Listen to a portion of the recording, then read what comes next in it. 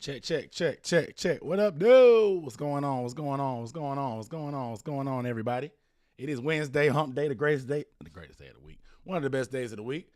It's the best hour of your. Pardon my dog in here. He's in here sneezing and stuff. It's the best hour of your week. The Dunk on Demand show. We're hump day, man. We almost on the other side of the week. Give yourselves a round of applause. Almost at the end of the week. Almost there.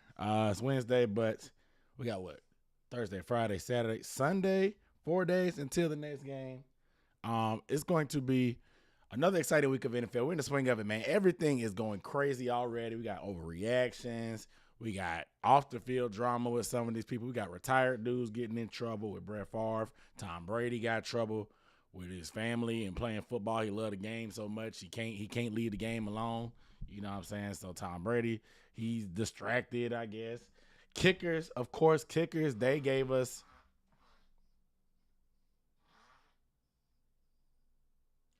my dog has allergies, so it makes a weird noise if you hear that. I'm just trying to make sure he's okay. You good, Milo? Good, come here. Pardon my dog. Kenneth, what up, though? Ron the GOAT, what up, though? ZZZ said if we don't win Sunday, we might actually be going 3-8-1 instead of 1-8. Cam Dalton, what up, though? Said my dog is over here having an asthma attack or something. I don't know what's going on. But I appreciate you guys rocking with your boy. Make sure you give the video a thumbs up if you have not. You see sliding in. I see some people poking their head in right now. We're getting ready to get this thing kicked off. A lot of topics to cover, man. So go ahead, sit back, crack you open a beer like your boy. I'm drinking on a craft beer, of course. They're not sponsoring me, so I'm not going to tell you what it is, but it's local. But I will tell you about Body Armor because I love Body Armor. But yeah. So we got to talk about week one, man. Week one was crazy. And I haven't really talked to you guys about everything since last week when I gave my predictions. And I told y'all about them Vikings, boy. Somebody talked to me on Twitter. I told y'all about the Vikings. I told y'all. I told you about the Vikings. I told you about Kurt. I've been rooting for Kurt for about five years. I look stupid gassing him up over the course of the years, but he looks good. He looked good week one. Jefferson looks good. I mean, it's expect the unexpected this season, man. Expect the unexpected. But there's overreactions everywhere. So we got to go. Let's start in our backyard with the Carolina Panthers. Somebody told me, I'm not totally surprised, I guess, because once somebody left a comment when I did my preview video that if we lost against the Browns, he thought the season was over. He said if we lose to the Browns, the season's over. And I was like, bro, there's 17 games total. You think it's over if we lose to the Browns? He was like, yeah, man, it just is what it is. I was like, shoot. I respect it. I just know me personally, when it comes to overreactions, I've grown a lot since watching this game. I've been watching it for a while. I don't feel like I know enough. I'm not some swami that knows everything. But I do know that it's a week-to-week league and stuff can change at the drop of a hat. Injuries, especially after last year, COVID, stuff like that. Like anything could happen. Injuries, different signings. Who knows? We saw the Cowboys. Granted, they always get their hopes up and get let down. But we saw things change for the Cowboys in week one. They lost Dak in week one. For 4 weeks at least. Like I said, that was week one. My dog is just over here going crazy right now. But football season is way too fun, man. Like, I love NFL season. I love college football. I love all of it. 6 months out of the year, we get this opportunity. Do you know how long this offseason was? NCAA tournament, NBA playoffs, hockey, suffer through baseball. All that time. We haven't had football since February. And you mean to tell me that you're going to write off and be pessimistic about your team or whoever or make certain conclusions off of 1 week? I'm not, like I said, I'm always telling people to fan how they want to fan. But you're going to write your team off after week 1? Yes, you can be realistic based off what you see and stuff and, like, not want to get your hopes up. I get it. I get it. But, dog, anything can happen. Anything. Like, the offseason is way too boring for me to give up on my team in week 1 when there's what? Still 4-5 months of football left. It's September, October, November, December, January. It's 6 months. I mean, granted, everybody don't make the Super Bowl, but it's 6 months left of football. And you mean to tell me I'm going to give up on my team in week 1 and be sad and all in the dumps and stuff about it and not have any hope and just, like, think everything is all doom and gloom? I mean, it ain't over till it's over. Now I'm a realist. Like when we're mathematically eliminated from the playoffs and it's like, okay, whatever. But how many times have we seen this Panthers team under Ron Rivera when he was back in the day start slow, turn things around, make a miraculous playoff push? Let's act like we've been here before. That's all I'm saying, man. It's a week-to-week league. Stuff changes, man. Stuff changes. Stuff changes. Sean Presley, what up, though? What up, bro? Take a little sip. But other overreactions. I mean, the Bills were the Super Bowl favorite coming into this. And what they did to the Rams, people are already giving Josh Allen the MVP. They're going ahead and gassing up the float for the championship parade for Bills Mafia. They're already making reservations. Like, you just never know. And people are saying our schedule is tough, but we really don't know how good or bad these teams are going to be yet. Yes, we see them on paper. We're saying it's tough based off of last year. But you just never know. Like the Broncos seem like a super tough game, but if you're judging off of week 1, they got beat by the Seahawks. So we play on the road. So that game on our schedule doesn't seem as tough right now. If we're gonna keep banking off of week 1, that game doesn't seem that tough right now. The Bengals, Joe Burrow just had 5 turnovers, 4 picks, got sacked 7 times. They lost to the Steelers, who everybody thought who was on our schedule, who I thought was a win because their quarterback situation. Their defense is elite, but the Bengals game may not seem as hard as it was at once. That's on our schedule. I just talked about the Steelers. I thought it was a gimme. It may be a little bit more. The Falcons, we thought those were gimmies. They played the Saints real tough. We don't know what's going to happen. You know what I'm saying? The Saints, we thought they were going to be world. Not me. Some of y'all thought the Saints were going to be world beaters. They struggle with the lowly Falcons. So we just never know what's going to happen. Things change. You just never know. I know y'all have no faith in Matt Rule or whatever. But stuff can change from a week-to-week basis, bro. You just never know. You can't. Nothing that happened last year is going to carry over and affect this year. You think people give a damn about the Rams winning the Super Bowl? They coming for their head. They coming for their head. They don't care. You think the Falcons care that everybody and their mamas claim that they're going to be trash? No. They went out there and competed with the Saints. It's a rivalry game. These are grown men trying to feed their families and pay their bills, bro. They're going to play hard, most likely. Now, obviously, circumstances change. There's some guys that don't play hard, but these guys are trying to feed their families, dog. You just never know. The talent gap is not wide enough in the NFL for anything to be a sure thing. This is not college football. College football is all about recruiting. On paper, you can tell who's going to do what. When upsets happen, it's fun and whatever. But the NFL, there's a salary cap. So the gap in talent is not that wide. The salary cap is designed to keep everybody around the 8 and 9, 9 and 8 area. They want everybody to be even. It used to be 500. There's an odd number of games now. And it really comes down to the close games. How many do you win and lose? I think the Panthers lost 6 one-possession games last year. This year, they already 0-1. There's going to be close games and opportunities to make things happen. The good teams win those close games. The bad teams consistently lose those close games.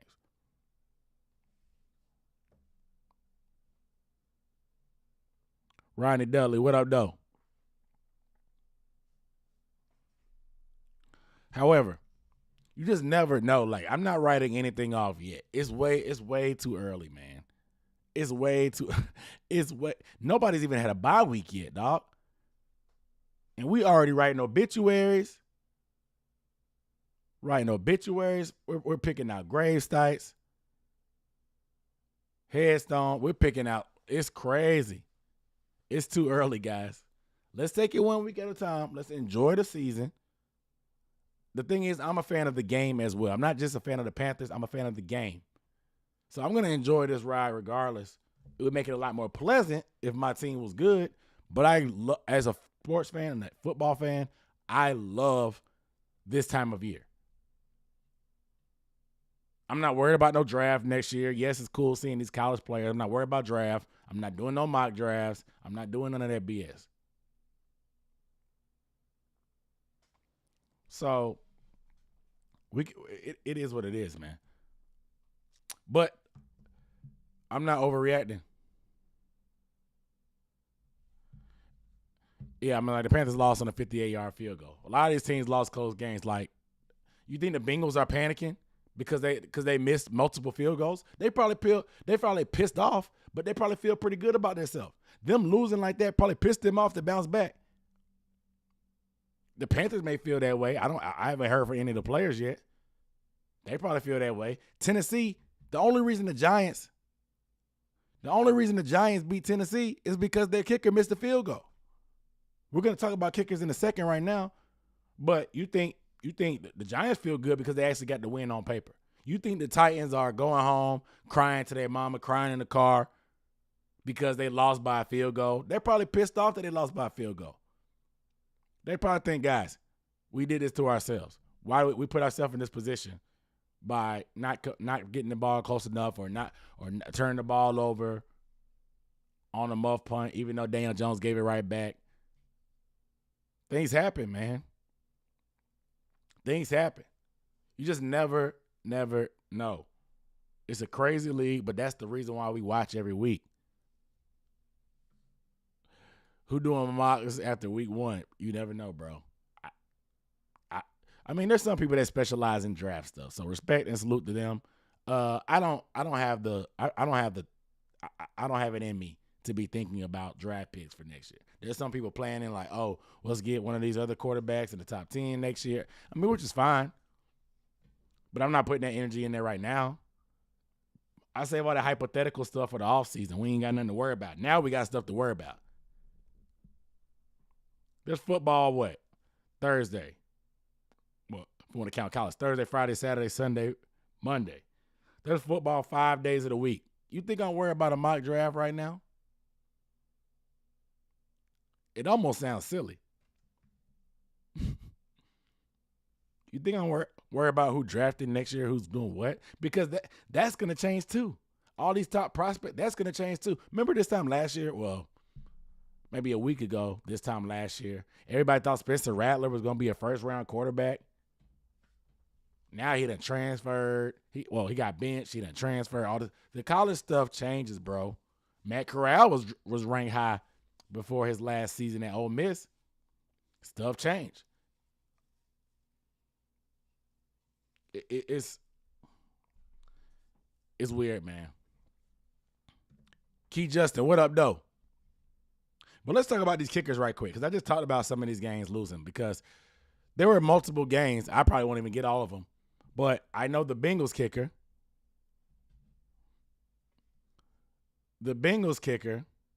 He missed, an extra point and a 30-something yarder. And they ended up going to overtime. They ended up losing to the Steelers.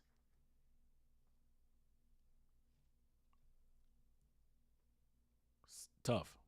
The Broncos. The kicker has range. I mean, bad coaching put them in that position.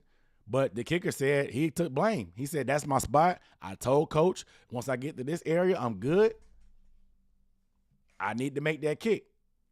He's partially right, because had the kicker not even closely had that range, like had 64 not even been like up for debate, had he not made it before, I think Nathaniel Hackett would have been aggressive. If he knows they weren't in field goal range, he would have been more aggressive. Now, I'm not excusing that dumb mistake, but I think the kicker saying and knowing that he was able to make 60-something yards went into his thinking. You can't trust these kickers. That's the problem that Nathaniel Hackett made. You can't trust these kickers. You can't. You can't trust the dude. Nathaniel Hackett broke the cardinal rule. You can't trust these kickers. So Brandon McManus from the Broncos missed the field goal. The Bengals kicker missed the field goal. The Titans kicker missed the field goal and they lost. So Ron in the comments said, hot rod, Rodrigo Blankenship lost his job in week 1. This man got fired after 1 week. They told him and his goggles to get to stepping. He's out of there. He lost his job in week 1. You can't trust these kickers. You only have to, that's not something that analytics can tell you. These kickers are head cases, bro. That doesn't come up in any math equations or win probability equations when you're going for it on 4th down. That's something you can't calculate and quantify. I think it's best to just automatically assume that these kickers are going to miss. Don't trust these kickers. Be as aggressive as possible until it's just illogical to even go for it. Stay aggressive. Never assume your kicker is going to make it. Whether it's 64 yards like Brandon McManus or like 29 yards or an extra point like the Bengals kicker. Now, fortunately for the Browns, their kicker came through with it on a 58-yarder. If you ask me, he shouldn't even had that opportunity because of that blown intentional grounding, but that's neither here nor there. But that's the only thing they had to do. They had 13 seconds left. It was 4th down. They had no timeouts. They had to kick the ball. You can't trust these kickers. Because even when they do make it, it may come back to bite you. I understand why Matt Rule didn't go for it, because they fumble snaps, the tip balls. You don't want to snatch victory out of the jaws of defeat, or snatch defeat out of the jaws of victory when you have the game pretty much won in front of you. But Matt Rule probably should have been a little bit more aggressive, according to some people. I understand why he went conservative. Would I have done it? I don't know. I'm going to get paid $63 million. But he trusted his kicker, Eddie De Niro Pinero. He trusted him and trotted him out there. Very conservative and took the points. He trusted his defense too, but that's a whole nother story. We're not talking about defense. We're talking about kickers. But you can't trust these kickers. You can't. It just happens, man. They're head cases, bro. You can't trust these kickers. You can't. Y'all in the comments saying, I think we should use DJ more like the 49ers use Samuel. We just need to get DJ the ball. I don't care how we do it. I mean, I agree, but we just got to get DJ the ball. Yeah, Ron talking about hot rod, Rodrigo Blankenship. Careful for being Israel Ministry said we are still an improved team once Baker got going. He looked good. Yeah, I think we're going to be fine. I've used all my energy on week 1. I've used all my energy trying to convince people. I've honestly turned into a contrarian at this point. Being logical and or optimistic is being a contrarian. I'm a fan, like being an optimistic fan or being straightforward or logical or just trying to stay even keel or not taking sides has become contrarian. It's become contrarian in the fan base. It's unfortunate, but I mean, y'all saw the film of this week. And I don't want to feel like I'm hoarding information. That's why I did the film breakdown. I want everybody to be able to see what's going on. I mean, I'm not some NFL expert. I'm not what's his name? Dang, I can't remember his name. Palmer? Is it Jordan Palmer? The guy that does the QB school. I'm not him. I'm not Brett Coleman. I'm not Samuel Gold. Who else? I'm not Baldy. I'm not any of these film gurus. I did play football through college. I played offense. So that's why I know a little bit more about offense. The NFL game is a little bit more advanced, but there's a lot of stuff that translates. Me having that experience, that stuff translates as well. So I can see what's going on. I can kind of think what might have been going through somebody's head. As a former running back, especially when I see zone blocking and stuff like that, and protections and film and run games, I understand offense a lot better than defense. I'll tell you that. I played defense in college. In high school. Didn't play it in college. So there's an extra level of defense that I'm not always as keen to. But offense is my bread and butter. I know some stuff. I know what I'm seeing when I look at it, at least. There's some stuff I may chalk it up as something above my head. I try not to talk too much about little nuances about quarterback play or offensive line play because I don't play quarterback, and quarterback in the NFL is hard. But I play receiver, I play running back, so I know a little bit of those nuances. So I try to apply that when I'm going through some of the film, and I try to stay grounded and logical. Try not to get too emotional about certain things. I understand people getting emotional, though, because you love the team, you invest your time, you want your favorite team to be good. I understand that. I definitely understand that. But being being rational and or optimistic, like I said, it's become almost like the contrarian take. I'm not a big Matt Rule fan.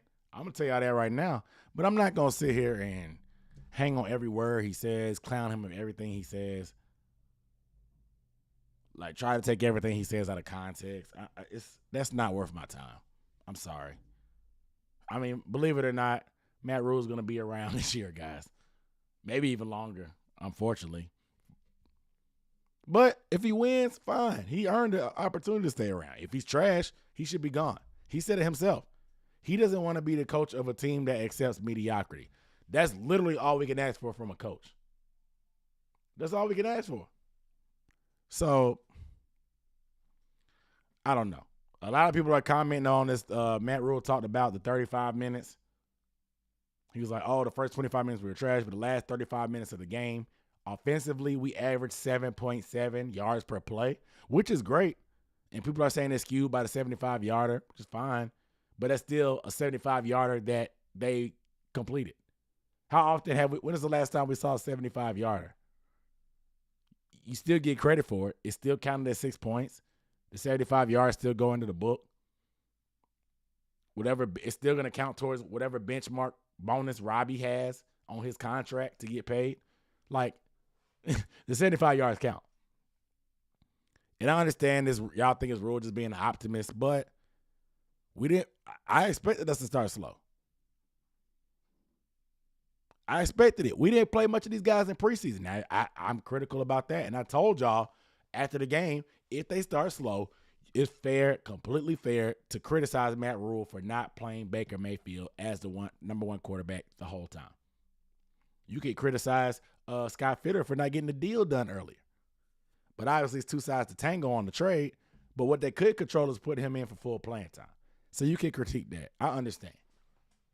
However, I'm just not going to hang on every word that he says and get mad or pissed about that stuff. It's stupid. I told y'all before, I'm focused on the macro, not the micro. I'm thirsty. Y'all can't tell. But I usually wear a hat. Only reason I'm not wearing a hat because I got a fresh cut today. Y'all see that lineup? Got a temp fade. Y'all see that lineup? I'll put the hat on now because I got to rock the brand.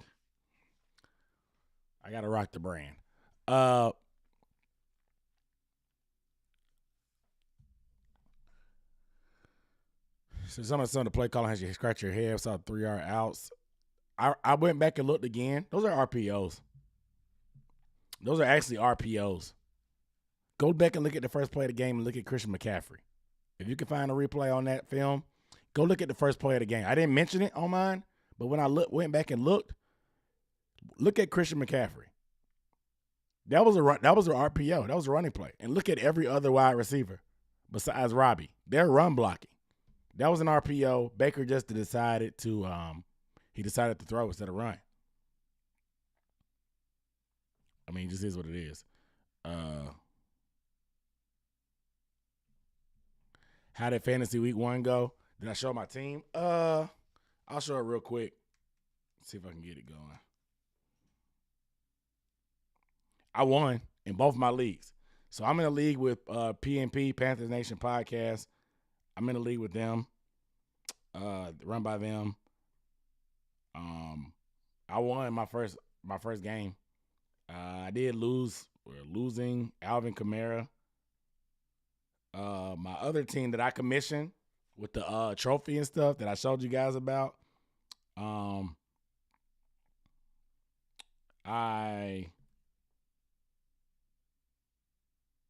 won, but like I'm a little nervous. I'm a little nervous.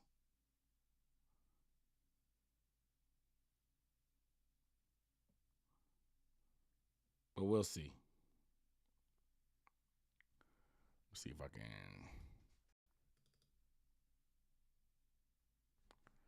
Yeah, here's my fantasy team right here. This is last week. I'm feeling myself right here. Kyler Murray did his thing. Jonathan Taylor, of course, I had the number 1 overall pick in this league. CeeDee Lamb. I got to figure out what I'm going to do with him, man. I'm hurting. I'm hurting right now at wide receiver. But Green Bay's defense gave me nothing.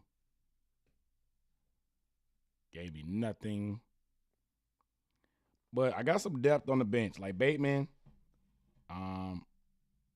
it's cool. But enough of that. Y'all ain't come here for that. You say you want to. Y'all ain't come for the fantasy. Y'all came for the sports talk. But bottom line, can't trust these kickers. This is not really like X's and O's, but y'all hear about Brett Favre? Did y'all hear about Brett Favre and his welfare scam? Brett Favre, the former Green Bay Packers quarterback, apparently has a net worth of $110 million. He's tied up in a scheme for he got $1 million for some fake speaking engagement that he did that came from welfare. Now, you can feel how you want to feel about welfare, the socialist type of program. You think people are just living off of welfare, having kids, not whatever. Fine. But I don't think it's debatable or a hot take to say that the water crisis in Mississippi is insane, and it shouldn't be happening.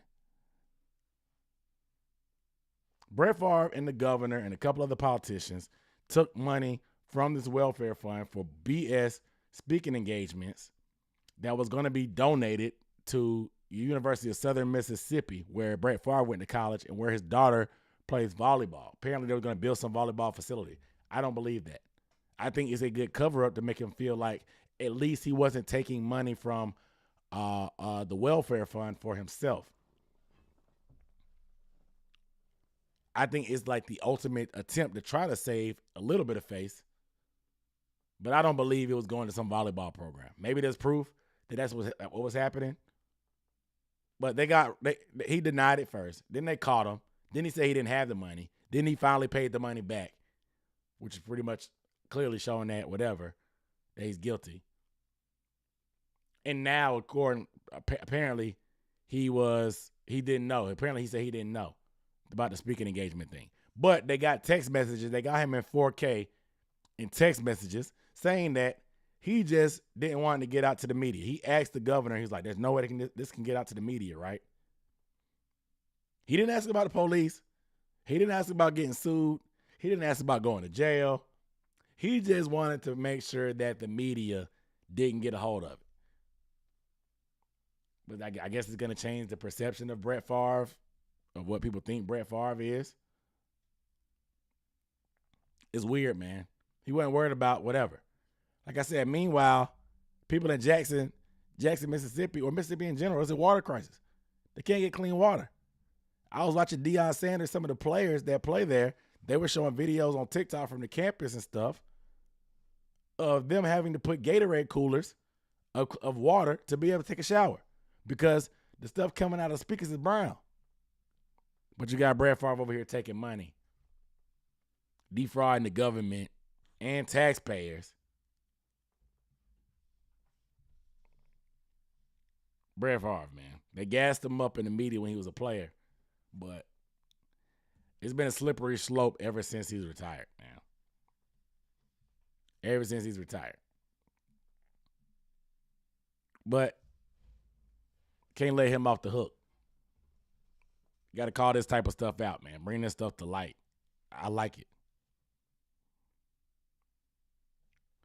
But like speaking of that media, the media, man, and it's tough for me to call it the media because I'm technically in the media now, but I'll say mainstream media. The control they have over certain narratives, man, is crazy. I'll just use the Panthers as an example. For years, people talked about Matt Rule being a program builder. But us fans, we saw on a day-to-day basis that Matt Rule made some questionable decisions. This program builder stuff seemed to be smoke. I was always skeptical because I don't like hiring college coaches. I'm just giving Rule a chance this year because, like I said, I wrote off Ron Rivera.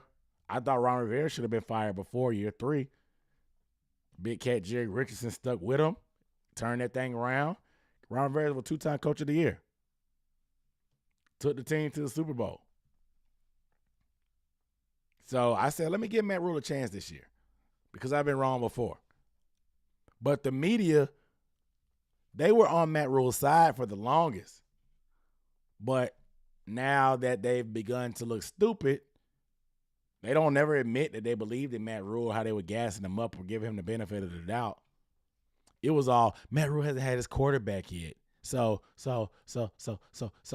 he just needs to get a quarterback. Meanwhile, Matt Rule's the reason why he hasn't found a quarterback. We've had a top 10 pick both years that he's been here.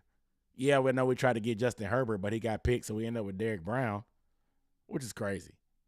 Like, just think if Justin Herbert had failed to us, because we would have took him. They've kind of almost put that on record. Phil Snow pretty much did. But the fact that he got picked by the Chargers, they weren't expecting that. We ended up with Derek Brown. Just imagine if we had Justin Herbert. Oh my, we're gonna see him tomorrow. But just that's one of the biggest. You just gave me an idea. I'm gonna start doing what if videos. I'm gonna start doing what if videos. I'm gonna start doing what if, like Marvel, that Marvel series. Like, what if one thing changed? What would happen? What y'all think about that? If one thing changed, what dimension of reality or timeline would it be? I already got a couple ideas. Like, what if Justin Herbert fell to the Panthers? I mean, Devontae Adams was talking about the Panthers were all over him. He just swore up and down the Panthers were going to draft him because he met with him, talked with him, whatever. But he decided to go with Kelvin Benjamin. What if the Panthers drafted Devontae Adams instead of Kelvin Benjamin? Like, think about the fallout. How does that affect Cam Newton? If we had Devontae Adams instead of Kelvin Benjamin. Like, maybe we don't even, like, maybe he's a different type of guy. Maybe we don't rely on him. Then maybe he doesn't get hurt. And then maybe we don't go to the Super Bowl. Who knows how things play out? Maybe Devontae Adams doesn't even become that great receiver that he is because he's not playing with a Hall of Fame quarterback. He's playing with Cam Newton, still a good quarterback, but not playing with a Hall of Famer. What if? The biggest what if I could think of probably, though, is what if the Panthers never drafted Cam Newton? Because remember, Andrew Luck was about to come out of college. I think because the Panthers were so bad, he decided to stay in college for another year. We needed a quarterback because of Jimmy, so we took Cam. Imagine if the Panthers had Andrew Luck instead of Cam. That's just stuff I think about sometimes. But the media, they were gassing up Matt Rule, bro. They were gassing him up.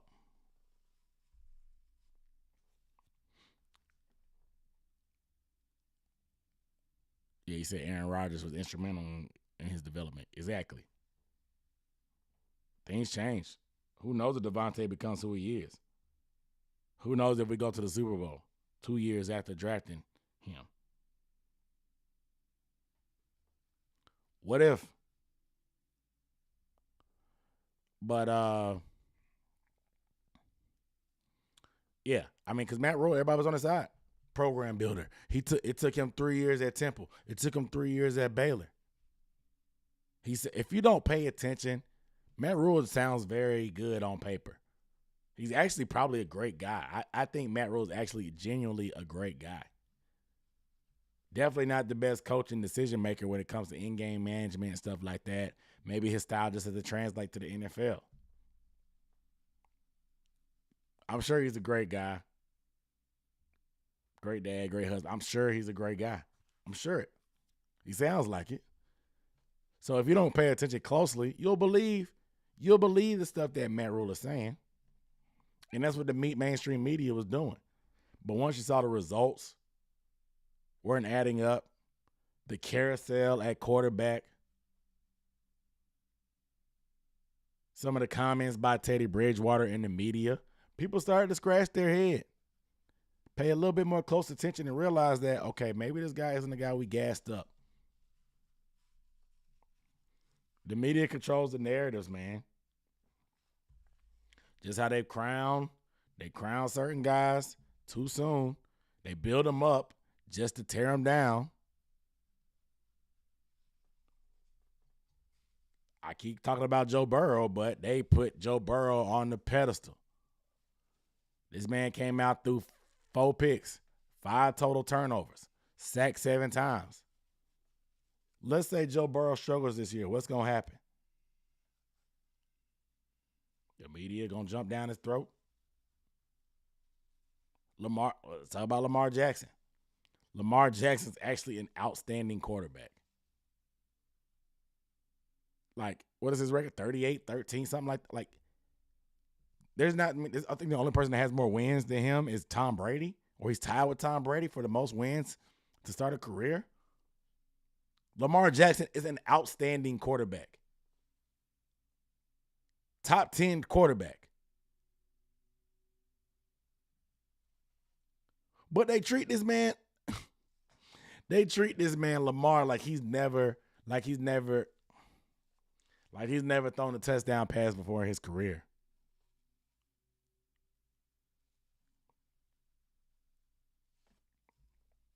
They treat Lamar Jackson like he's never done anything. This man's won an MVP. Like, literally the only thing they can knock him about is the playoff thing. That's why they talk about the playoffs so much. That's literally the only thing they do, and they're reaching because this man hasn't nearly had the weapons that most of his peers have had.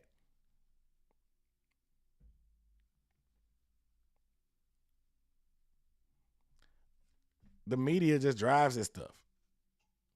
Those playoff records don't mean anything to me, man. Quarterback wins is not a team stat. He hasn't played great in the playoffs. That's fine. But like I said, why not criticize the weapons? It ain't Lamar. It's not. He's an outstanding quarterback. He's having one of the greatest starts of his career in NFL history. Like, he probably saved Harbaugh's job.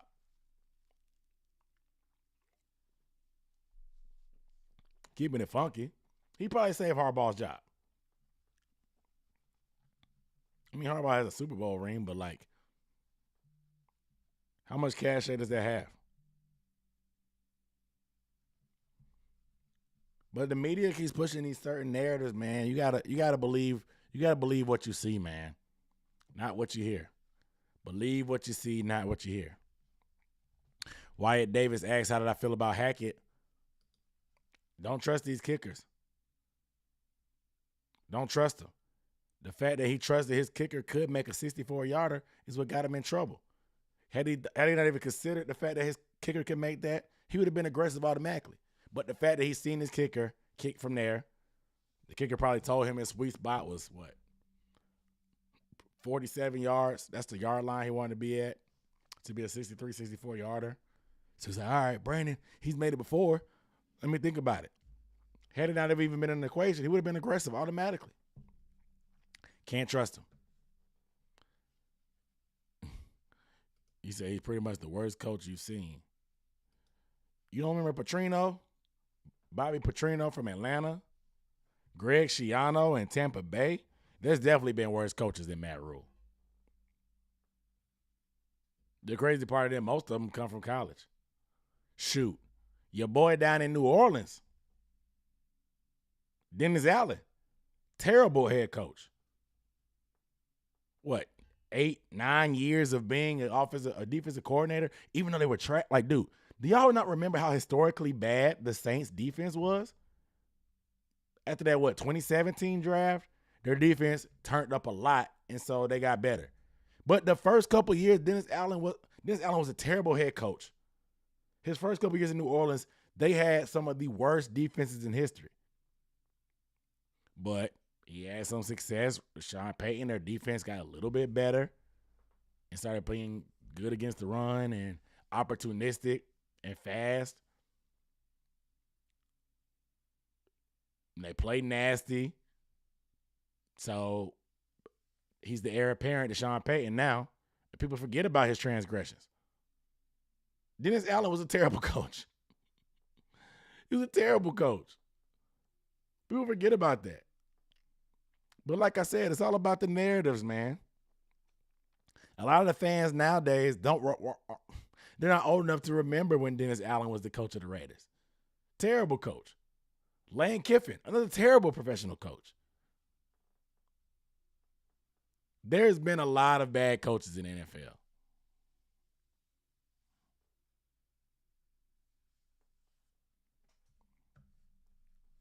A lot of bad ones. But real quick, I don't talk about basketball that much, but this whole Adam Silver stuff with the NBA and this owner that over almost 20 years, he got exposed on this investigation. This dude, if you've been watching my show, I told y'all about John Gruden and them emails. John Gruden, he dissed more people than Tupac on a Hit 'Em Up diss record. I thought that was bad because John Gruden talked about black people. He talked about a women ref. He talked about ownership and Goodell. He dissed everybody. Like I said, he dissed more people than Tupac on Hit 'Em Up. He dissed everybody. But this owner of the Suns, this man went at women. This man literally showed his ass. Racist comments, talked about women, made sexual comments that would make people uncomfortable. This dude is off the rails. He put John Gruden to shame.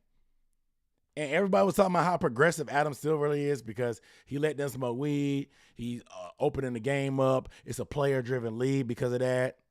The Don Sterling situation, they got Don Sterling up out the paint. Slap on the wrist. They just told that man to go away for a year. Go away for a year. They ain't take his team. They ain't make him sell. Nah, just go away from a year. What's that going to do? What is he going to do? Go vacation in Sandro Pay? Like, what is he going to do? He's probably in the south of France right now, chilling. That's not going to do anything. We gassed up Adam Silver to something that we thought he was going to be, but he's just as bad of a commissioner as Goodell or Manfred, whatever, from baseball. Roger Goodell's just one of them. At the end of the day, he works for the owners. It is what it is, man. It's politics and about money. Adam Silver, man, they thought we could have been superstars, man. We thought you was the one. Now we found out you're not even the two. We thought he was progressive, man. But think about it. He doesn't care.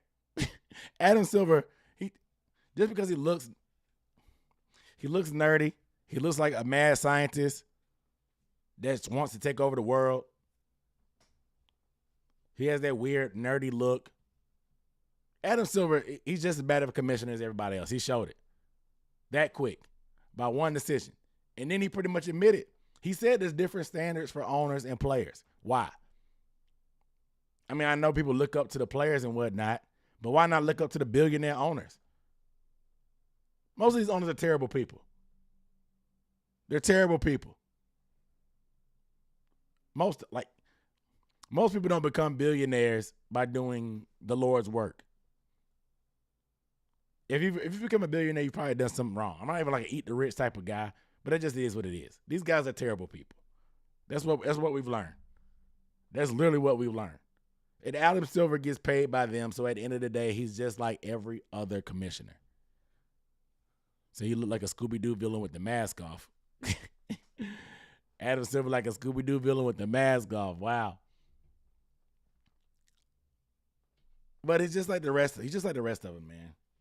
Like I said, they thought because Adam Silver let them smoke weed, was giving the players all this power, did all this and that because the logistics of the bubble worked out during the pandemic. They gave Adam Silver so much credit. But come to find out, if you're a basketball fan, doesn't it feel like there's been like 3 NBA championships or 4 NBA championships since the bubble? It's only 2022. It's literally been 3 seasons because the Lakers just won a championship, 3 years ago? They crammed all this basketball into a short period of time, not caring about the players. The players are tired. The regular season is a waste of time anyway, but now they're adding this in-season tournament. It's going to make their legs even more tired. Not to mention the Olympics happened. He doesn't care about these players. He cares about getting that money. Forcing all these seasons on these guys. We should have known that. We should have known that Silver did not care about these players like that. Adam Silver, just like the rest of the commissioners, man. We thought he was the one, but he's not even the two. Said Coach Roy has learned put his players in the right position. See, playing up with Bozeman, playing AK at left tackles at Christensen. I mean, Elfline didn't even play that bad, to be honest.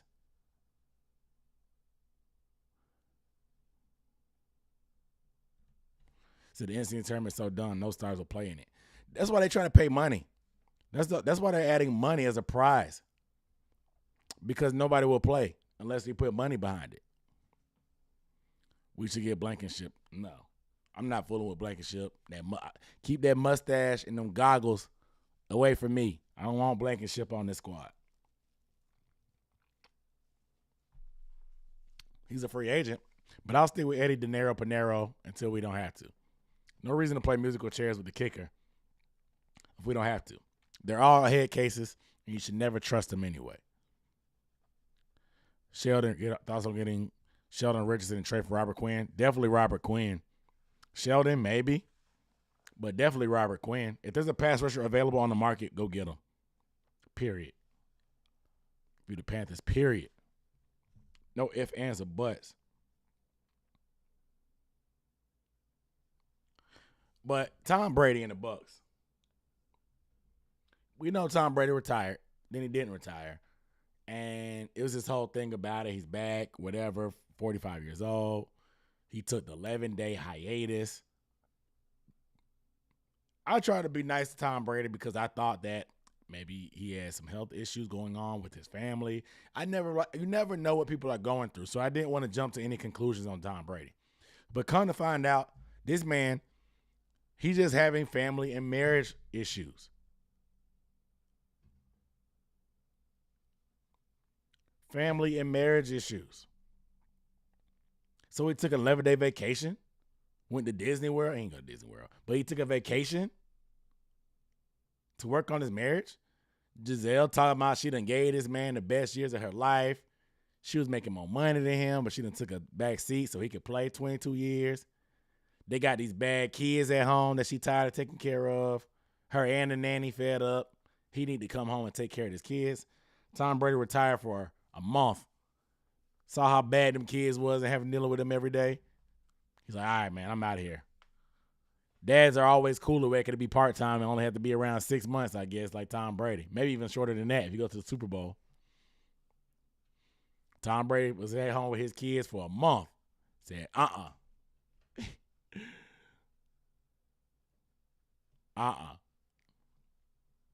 But Tom Brady said he loved the game. You got to appreciate your woman, man. If you got a good woman in your life, a rider, you got to appreciate it. I think I got me a good one. I like to think I got me a good one. I love my wife. I spend a lot of time making content. She holds it down. I don't know where I would be without her. She's the reason why I make all this content and how I do. So I'm sure y'all would appreciate her too. Shout out to my wife. Love you, baby. But you gotta appreciate the women. She says it's her turn now. Giselle still looks good. I mean, I know she was a supermodel. She still looks good. I think she's kind of like in an executive role now for most of her stuff, or ownership role. I think she had the UGG sponsorship. Like she said, she's trying to live her life. Tom Brady, like, nah. I'm married to the game. So maybe Tom Brady because this is probably his last year. He's on borrowed time right now. You don't care how much you love the game. You got wife and kids at the crib, Tom. You done broke every record. You done won every Super Bowl. You need to go ahead and sit down. Mainly because I'm ready for the Panthers to make this move on the NFC South. Because as long as you're around, it's going to be tough anyway. Not that y'all just world beaters. I'm afraid of the Bucs. But the Bucs are going to keep stacking the deck until Tom Brady retires. They'll probably blow it up and rebuild once he's done, maybe. But they're going to keep stacking the deck until Tom Brady retires. It just is what it is. But Tom Brady ain't trying to be at home with them kids, man. Ryan to go say he trying to stay away from the kid. Yeah, exactly. Exactly. That man been away from home since they've been born. He been a part-time dad since they've been born. They always happy to see dad. Mom got to see him on a day-to-day basis. Mama be tired of him. Kids be tired of mama too. But dad always fun because he ain't around. It's a treat to see dad. It's always fun and games. It's vacations and trips, throwing the football in the yard when dad's around. You appreciate the time more when they're not around as much.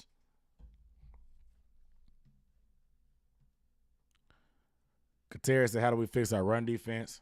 Got to tackle. We got to tackle. And we need somebody that can rush the passer. That's why I think Robert Quinn is. I'm not really worried about size. They just got to be stronger at the point of attack. A lot of criticism went to the linebackers, but D linemen have to take up blockers. D linemen have to take up blockers in order for the linebackers to run free. You know why Luke was so fire? Starla Tulele, KK Short took up blockers so they couldn't get to him. You got to have some good, solid linemen up front so these linebackers can excel. I think one of our underrated free agency losses was Daquan Jones. I didn't show y'all film last year, but Daquan Jones consistently made plays, forcing double teams, holding double teams, allowing Shaq to roam free. You don't ever hear their name called, so you think they trash, but they do the dirty work so linebackers can shine. They do the dirty work so linebackers can shine.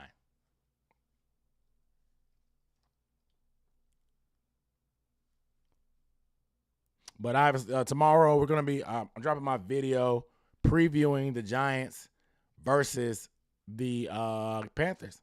I'm dropping my preview video tomorrow. Should be fun. Y'all will be surprised some of the stuff I put in this video. It's gonna be a great video. Y'all make sure y'all have y'all post notifications on for the channel, because I'm doing a breakdown on the matchup, my preview, what to expect.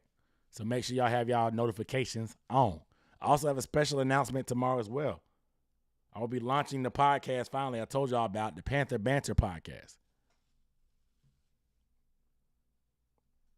It's not going to be X's and O's. It'll just be more casual conversations about the Panthers with guests. It'll be a guest podcast. I know I'm a one-man band. I'm the owner, the coach, and the quarterback. I'm like the Jerry Jones, but I can throw a football of unnecessary bluntness. I do it all on my own, but I will start collabing and having guests and have casual conversations. It's Panthers related, but it's not going to be anything X's and O's wise. It's going to be like intensive about the season. So it's an interesting take. It's some of my perspective and other perspective of some guests. I got a really dope guest. I got a really dope guest for the premiere. So the Panther Banter podcast. I know I teased it before, but it's coming. I'm thinking Friday will be the drop date. I'll drop my preview video for the Giants Panthers tomorrow. Friday, the podcast will launch. It'll be on video, obviously on YouTube, but it'll also be on audio. Because like I said, it's conversations. You'll be surprised. I think you may like the first guest. I'm surprised I even got the first guest that I got, to be honest. But because I'm just a little guy. I'm not a guy that can really whatever. I try to stay humble. But I love the interview. I enjoyed the interview. So we'll talk more Panthers tomorrow. Obviously Wednesday. Some of you guys are new to the channel. Wednesday is my day where I talk news, nonsense, updates about the whole NFL. Obviously, I'll sprinkle a little bit of Panthers in here. But Wednesdays is my time to talk about the whole NFL. Like I said, I'm a fan of the game, not just a fan of the Panthers. So I want to incorporate some NFL stuff in here too. So Wednesdays is my time to get my takes off on everything that I see, because I'm all NFL, all football all the time, man. I love the NFL. I love the Panthers. So Panthers pretty much every other day. Obviously, NFL stuff here. Thought about a little bit of everything. I appreciate y'all guys tuning in. Make sure you show up next week every Wednesday, 8:15-ish is the time where I do it. It's the Dunk On Demand show. I appreciate you guys rocking with me. I'm getting up off of here. Make sure you are subscribed if you're not subscribed. So you like the Wednesdays, we vibing. I appreciate you tuning in, bro. Y'all chatting and stuff like that. Wednesdays are probably gonna be the most time to get interaction from me, as far as like chats and comments on the screen and stuff like that. Just because it's supposed to be like that. We cover a lot of news and topics. Get you guys' opinion on some of that other stuff too, because I know y'all pay attention. Y'all football fans too. Gives us all a chance to talk about it. So I appreciate y'all rocking with me. Subscribe if you have not. I'm getting up off of here. If you want to show some support, super thanks, super chat for the live. But there's a super thanks. There's a button called super thanks. It's a heart with a $sign in the middle. It's near the like button. A lot of y'all were saying thank you for the film breakdown. If you want to show some support, and I can do more film breakdowns, because right now I'm not a full-time content creator. I have a day job. So I can't do everything I like and want to do. I got a lot of ideas in the head, but I just don't have the time to do it. Obviously, the content is free, but any financial support will get me closer to my goal of being able to make Panthers content full-time. So I appreciate you guys rocking with your boy. I'll holler at y'all. Y'all be safe. Stay up. Protect your neck. Peace.